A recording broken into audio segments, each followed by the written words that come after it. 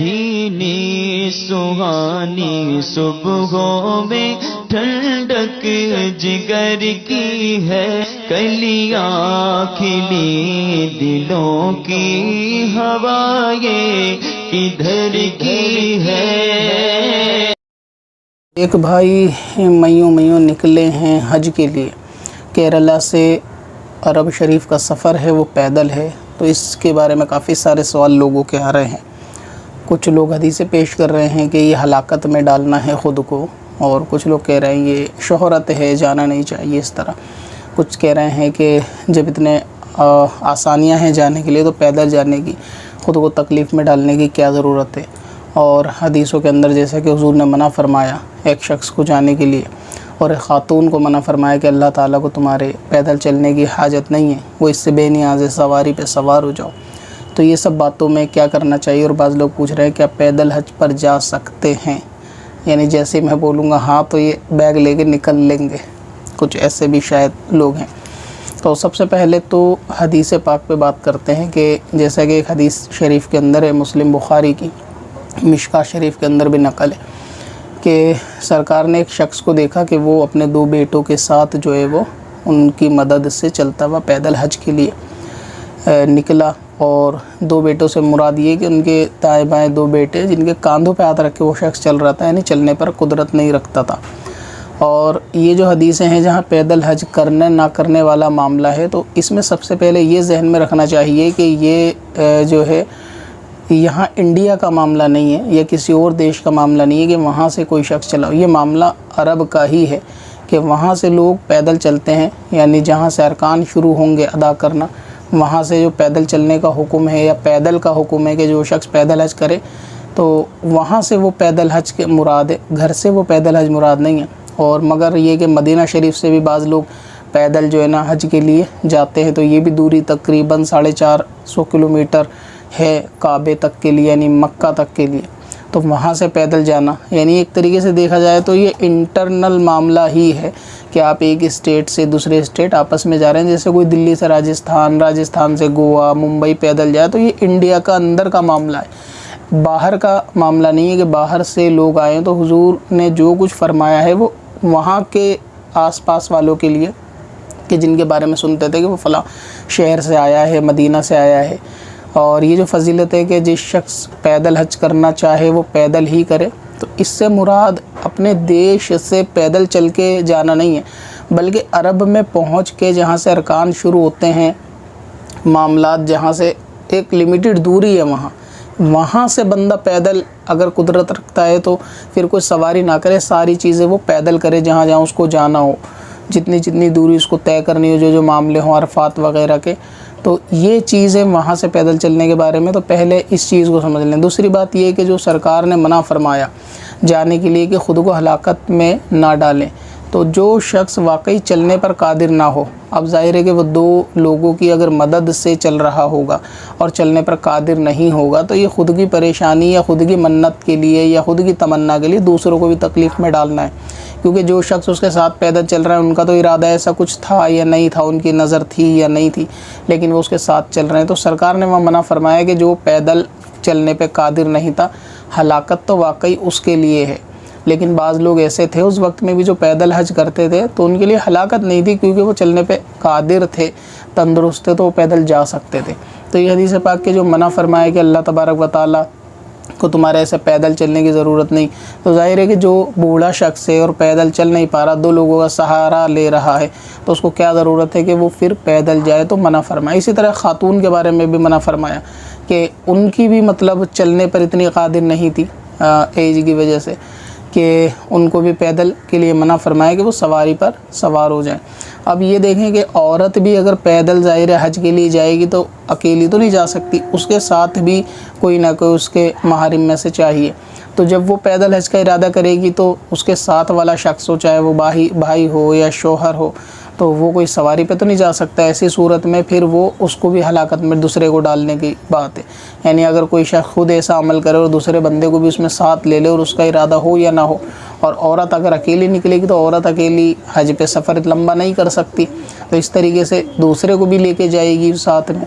तो जब औरत इतना चल भी नहीं सकती, हालांकि जज्बात में उसको लगता हो कि हाँ वो चल लेगी, लेकिन एक लिमिटेड कैपेसिटी होती है बॉडी की, चाहे जेंट्स हो या लेडीज़, तो औरत के लिए भी दुश्वारी है। तो इसलिए भी वहाँ सेहत को देखते हुए सरकार ने मना फरमाया।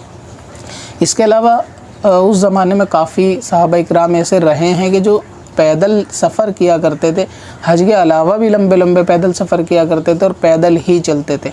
उनके लिए कोई हलाकत नहीं थी, क्योंकि एक तो वो औरत के मुकाबले मर्दाना जिस्म था, उनकी कैपेसिटी उसके हिसाब से थी, और फिर उनको चलने की जो है ना वो हैबिट भी थी। तो इसीलिए पैदल चलना जो हदीस पाक के अंदर मना है, वो शख्स के लिए मना है कि जो वाकई चलने के काबिल ना हो और पैदल निकल के ख़ुद को हलाकत में डाले।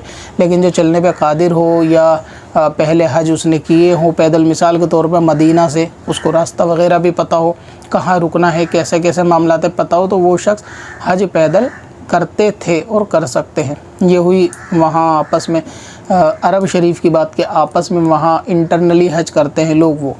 दूसरा रहा कि अगर कोई इंडिया से जाना चाहे हज के लिए, जैसा कि लोग पूछ रहे हैं क्या जा सकते हैं, तो सबसे पहले ये कि अगर किसी ने पैदल हज की मन्नत मांगी कि भाई मेरा ये काम हुआ या ऐसा हो तो मैं पैदल हज करूँगा, तो उसके लिए घर से ही पैदल निकलना वाजिब है और उस पर अमल करना लाजिम है। यानी अगर कोई ये मन्नत भी मांगे पैदल हज की, तो उसको चाहिए कि उस मन्नत को वो पूरा करेगा। फिर इसके अंदर आगे दीगर मसाइल है कि अगर ज़्यादातर पैदल चला और कुछ सवारी पे सफ़र किया, या बीच में कुछ सवारी ज़्यादातर सवारी पे सफ़र किया और कुछ पैदल किया, तो फिर उस पर वो दम वाजिब है, जानवर ज़िबा करे वगैरह वगैरह, ये फिर आगे के मामला हैं। या फिर कम सफ़र किया तो जितने रास्ते का उसने सफ़र सवारी में किया उसके हिसाब लगाकर बकरी या छोटा जानवर या इस तरीके से दूसरी बातें। लेकिन ये पैदल निकलना चाहे, अगर कोई मन्नत भी मांगे तो वो निकल सकता है।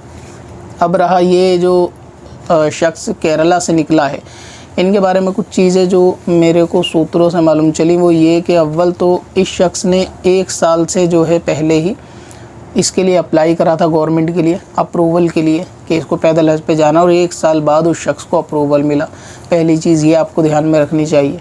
दूसरी चीज़ ये कि सुनने में आया कि ये शख्स फ़ौज में भी रह चुका है। अगर ये वाकई फ़ौज में रह चुका है और ये तमाम बातें सही हैं, तो इसका मतलब ये है कि इस शख्स को रूट मैप या नक्शे वगैरह पढ़ने अच्छे से आते होंगे, क्योंकि फ़ौजियों की ये ट्रेनिंग का हिस्सा होता है कि उनको रास्ते और नक्शे, यहाँ तक के जंगल और समुंदर तक के भी रास्ते और नक्शे उनको पढ़ना सिखाए जाते हैं कि अगर आप कहीं पर फंसें तो आप नक्शा देख के किस तरह बाहर निकलें, क्योंकि नक्शा पढ़कर निकलना भी हर शख्स के बस की बात नहीं होता। तो ये उनकी ट्रेनिंग का हिस्सा होता है। तीसरी बात ये है कि अगर ये शख्स वाकई सिविल सर्विस या कोई ऐसी सर्विस या फ़ौजी वगैरह के अंदर रहा है, तो इसका मतलब इसको ट्रेनिंग का हिस्सा इसकी फ़िज़िकल एक्टिविटी भी रही होगी, इसका चलना दौड़ना भागना भी उसके अंदर शामिल रहा होगा। तो जब इन सब बातों को आप जहन में रख लेंगे तो आपको पता चलेगा कि आप लोगों के लिए निकलना वाकई हलाकत है, आपको नहीं निकलना चाहिए। और ऐसे ऐसे लोग सवाल कर रहे हैं कि आप पैदल हज पे जा सकते हैं, यानी जो लोग बराबर के होटल से पैदल जाके खाना नहीं ला सकते, ऑनलाइन खाना ऑर्डर करते हैं ज़ोमैटो पे कि बैठे बैठे आ जाए, और वो सोचते हैं कि वो हज को निकल जाएंगे, उनकी गलत फहमी है। और उनका सोचना इसलिए भी आसान है, यानी इस एतबार से उनके दिमाग में ये सोच आ रही है कि कभी आदमी पैदल एक दफ़ा चल के देखे या दौड़ लगाए, 1 किलोमीटर दौड़ने के बाद उस शख्स को अंदाज़ा हो जाएगा कि दौड़ना भी बच्चों का काम नहीं है। जो लोग इस चीज़ से दूर रहते हैं, यानी जो डेली रनिंग करते हैं ना, उनको इस चीज़ का तजुर्बा होगा कि वाकई जो रनिंग डेली करने वाले हैं वो तो पर डे अगर देखा जाए तो 2-4 किलोमीटर दौड़ सकते हैं। लेकिन जिनको रनिंग की हैबिट नहीं है, उनको अचानक सुबह उठा दिया जाए और कहा कि चलो दौड़ लगाने या जॉगिंग करने चलेंगे, तो वो मुश्किल से 1 किलोमीटर भी नहीं चल सकते बिना थके। तो उनको ये चीज़ समझ आ जाएगी। तो वाकई जिनकी फ़िज़िकल एक्टिविटीज़ है ही नहीं, उनको तो ये समझ में आ रहा है कि हलाकत में डल जाएंगे, क्योंकि उन्होंने थोड़ा बहुत चला होगा तो हाँपने की वजह से उनको तजुर्बा हो गया होगा कि हलाकत में पड़ जाएंगे। लेकिन जिसको हैबिट होती है चलने की दौड़ने की, उसके लिए हलाकत नहीं है। तो हलाकत होना ना होना डिपेंड करता है आदमी और आदमी के बारे में, अलग अलग सिचुएशन के कौन हलाकत में पड़ेगा। दूसरी बात यह है कि अगर आप कहते हैं कि जी हज पे निकल सकते हैं, तो उसके लिए सबसे पहले परमिशन की भी तो ज़रूरत है ना, कि आपको गवर्नमेंट से, इंडियन गवर्नमेंट से तहरीरी तौर से परमिशन चाहिए होगी, क्योंकि आप दूसरे देशों के बॉर्डर से निकलोगे तो परमिशन के बगैर आप वहाँ कैसे जाओगे। और कोई भी गवर्नमेंट सेक्टर आपको इतनी आसानी से, बल्कि इसमें सेंट्रल गवर्नमेंट होगी वो आसानी से आपको परमिशन नहीं देगी। अब क्योंकि ये ख़ुद बंदा 1 साल से कोशिश करने के बाद इसको परमिशन मिली, दूसरी बात ये फ़ौज में रह चुका है, तो अगर ऐसा है तो इसके ज़ाहिर है कि रेफरेंसेस होंगे इसके पास, सोर्सेज, तभी इसको मिल गई फ़ौज की ट्रेनिंग वगैरह देखते हुए। लेकिन आम आदमी उठ के चल दे जी मेरे को दुबई पैदल जाना है, तो ज़ाहिर है गवर्नमेंट भी तब ये बोलेगी कि तुम हलाकत में पड़ जाओगे, क्योंकि एक तो आपको चलने की प्रैक्टिस नहीं है, आपकी ट्रेनिंग का हिस्सा नहीं है, दूसरा आपको मैप वगैरह पढ़ के भी समझ नहीं आएगा। अब हर जगह तो आपका इंटरनेट, आपका मोबाइल नंबर काम करेगा नहीं इंडिया के बाहर निकलने के बाद, तो आपको जब मैप वगैरह पढ़ने नहीं आएंगे, रास्तों की आपको नॉलेज नहीं, जानकारी नहीं, तो आप हलाकत में पड़ोगे ही ना। तो उस सूरत में हलाकत में पड़ोगे तो जब आप अप्रूवल ले ही नहीं सकते तो ये बात करना ही बेकार है। क्या जा सकते हैं, क्या जा सकते हैं, अप्रूवल ले लो तो जा सकते हैं, जब अप्रूवल नहीं होगा गवर्नमेंट का आपके पास, आप नहीं जा सकते। इसके अलावा आप ज़्यादा से ज़्यादा इंडिया का कहीं भी सफ़र कर लोगे, लेकिन बाहर निकल के आपको परेशानी होगी। पाकिस्तान बॉर्डर पर पहुँचोगे, क्या दिखाओगे डॉक्यूमेंटेशन वहाँ पर जाके कि आप हज के लिए जा रहे हो? तो ऐसा थोड़ी ना कि वो हज के लिए जा रहे हैं आपको जाने देंगे, जाओ बॉर्डर पार करो, फिर वहाँ पे पाकिस्तान भी क्रॉस कर लोगे, अगला बॉर्डर पार करने देंगे, तो ऐसा नहीं हो सकता। तो जो हदीसों में मना है कि वो शख्स कादिर ना हो, वो दूसरा हलाकत उसके लिए है कि जो वाकई रास्ते का इल्म ना हो, बैग उठाए चल दे बिना तजुर्बे के, बिना जानकारी के, उसको पता भी ना हो कैसे कैसे जाना है, उसके लिए हलाकत है। और दूसरा चलने ना चलने वाली बात। तीसरी बात ये है कि जो शख्स हज के लिए निकला है, ये सुनने में आया कि पर डे 25 किलोमीटर चलता है, यानी पर डे का इसका टारगेट ये है कि 25 किलोमीटर चलना, उसके बाद रेस्ट करना है। अब आप देखें 25 किलोमीटर अगर कोई बंदा कंटिन्यू चलना चाहे तो अंदाज़ के मुताबिक 3 से 4 घंटे का सफ़र उसका हो जाएगा। 3 से 4 घंटे में 25 किलोमीटर बंदा आसानी से चल सकता। हो सकता है कि तेज़ स्पीड वाला इससे भी जल्दी चल दे, शायद 2-2.5 घंटे के अंदर।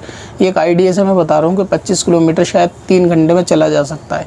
लेकिन ये सब प्री प्लान है पहले से कि कितना चलना है, कहाँ चलना है, किस किस रास्ते से जाना है। तो ये एक ट्रेनिंग का फ़ौजियों का हिस्सा भी होता है। तो सब चीज़ अगर प्री प्लान है और वो बंदा प्लानिंग के साथ निकला है, सारी चीज़ें कैलकुलेटेड करके निकला है, तो फिर उसके लिए परेशानी नहीं है। परेशानी उनके लिए हो जाएगी कि जो जज्बात में निकल जाएं और उनको किसी चीज़ का पता भी ना हो, कितना चलना है इसकी पहले से उन्होंने हिसाब भी ना करा, उनके लिए परेशानी। अब अगर कोई पर डे 25 किलोमीटर चलता है, इसका मतलब ये है कि वो 5 किलोमीटर चल के भी अगर रुक रहा है तो इस तरह वो 10 घंटे भी अपना सफ़र रुक रुक के तय करेगा और बाकी शाम गुजारेगा सो के, तो इस तरह से मामला हो जाएगा। लेकिन अगर ये जाने बगैर के वो बंदा कितना चलता है, क्या उसका टारगेट है, कैसे कैसे रुकना, और बंदा जज्बात में निकाले, फजर में बैग उठाए और चल देंगे जी शाम तक चलेंगे, रुक जाएंगे, रात को सो जाएंगे कहीं, तो ये परेशानी है। क्योंकि होटल कहाँ होंगे उसकी नॉलेज भी लेनी है कि आपको वो सिमत में चलना है कि जहाँ आपके लिए रुकने का बंदोबस्त भी हो। ऐसा नहीं कि किसी भी दिशा में चलो और जहाँ आप शाम को पहुँचो वहाँ जंगल हो और होटल तक या ऐसी कोई रसाई ना हो, तो फिर हलाकत में डलने वाली बात है। तो जाना हज के लिए पैदल ये जायज़ है। अगर मन्नत वगैरह भी कोई बंदा मांगेगा इस ताल्लुक़ से तो उसको पूरा करना भी ज़रूरी है। और जो हदीस में मामलात हैं वो उनके लिए जो कादिर नहीं थे चलने के लिए, उनके लिए है, क्योंकि उस वक्त में इस हदीस के बावजूद भी लोग चल के जाते थे। जो कादिर थे उनके लिए कोई मनाही नहीं थी। दूसरी बात, यहाँ से जाने के लिए जो लोग पूछ रहे हैं तो पूछने ही बेकार है, क्योंकि जो फॉर्मेलिटी है वो आप पूरी नहीं कर पाओगे। मैंने मिसाल के तौर पे अप्रूवल के लिए बात करी, गवर्नमेंट का अप्रूवल लेना ज़रूरी है इस एतबार से, और आपकी फ़िज़िकल एक्टिविटी वगैरह फ़ौजी के मुकाबले की नहीं हो सकती। तो ये सब बातें हैं। हमारे बुज़ुर्ग इंडिया से भी गए हैं बहुत सारे।